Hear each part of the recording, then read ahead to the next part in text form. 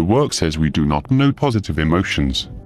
We are taught that the ordinary emotions that we have, such as feeling rather happy, can easily change into their opposites. Whereas positive emotions cannot change into any opposite because they come from higher centers which include the opposites. Just in the same way, higher mental center does not think from yes or no, but from yes and no together, so emotions that come from higher emotional center have no opposites in them. We are also taught that positive emotions come as rewards. We cannot induce them. But if we have worked at non-identifying against negative emotions, and so on, and also try to remember ourselves at rather critical moments when everything is going wrong, then we may have, sooner or later, a flash of this reward called a positive emotion, which is utterly unlike any of the ordinary emotions that we experience in life. We are told that this work has to do with the preparation of lower centers for the reception of the influences that are coming from higher centers all the time, to which we are not tuned properly so as to receive them.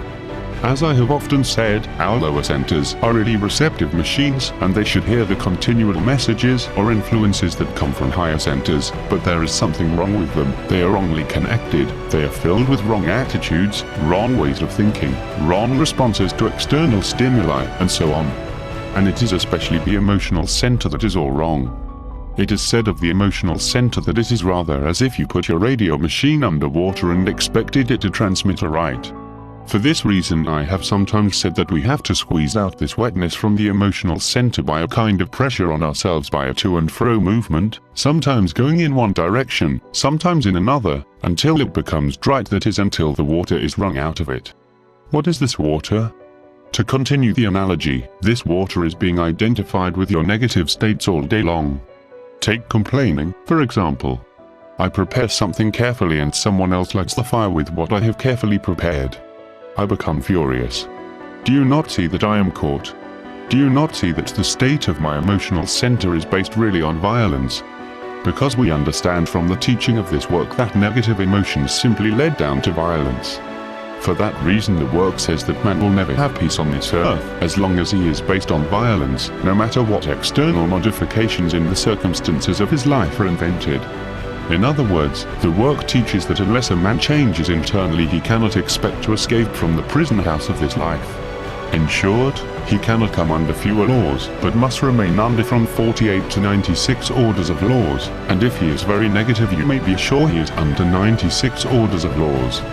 So we must understand that although we have great possibilities afforded us, we have not got the technical apparatus to realize them, and the work indicates the general direction in which a man or woman must go in order to get this disordered state rightly connected up so that these possibilities can be realized. This is one way of thinking about the work, and it is extremely useful to use this way of thinking what the work is about when you consider such sayings of the work as man is asleep, man cannot do, and in consequence everything happens in the only way it can happen.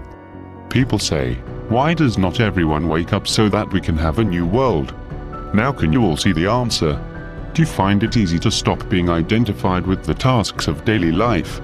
Do you find it easy to stop self-justifying? Do you find it easy to stop internal considering, in fact, to flee from it? Do you find it easy to externally consider, to put yourself in the position of other people with their difficulties?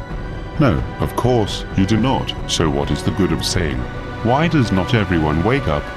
If you find it so difficult to apply the technique of the work to yourself, so it is necessary to connect yourself with something that will always remind you what this work is about, and if you reflect with the inner spirit of your thought upon the meaning of the work and give it time and space in your mental life, and also try to practice it both in your internal life and your external life and your relation to other people, you may get, quite in a haphazard way, a flash of positive emotion, and then you will know that the work is true, and then indeed you will have a point in the work which nothing can move.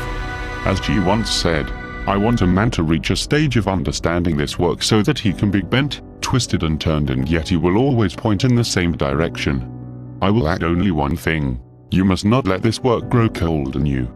The alchemical teaching of the work said you must not be more than 8 hours absent, otherwise the work gets cold. Only now can we work, and if you say, I'm going to work tomorrow, you will not be able to do it, but unfortunately we have so many misleading eyes that are always saying things to us, such as, you are so tired, and the trouble is that we believe in these I am so fall asleep again even from the tiny level of awakening that we have reached. It is necessary to observe I that want to mislead you all the time in this work, because they hate the work, since they know they will eventually die.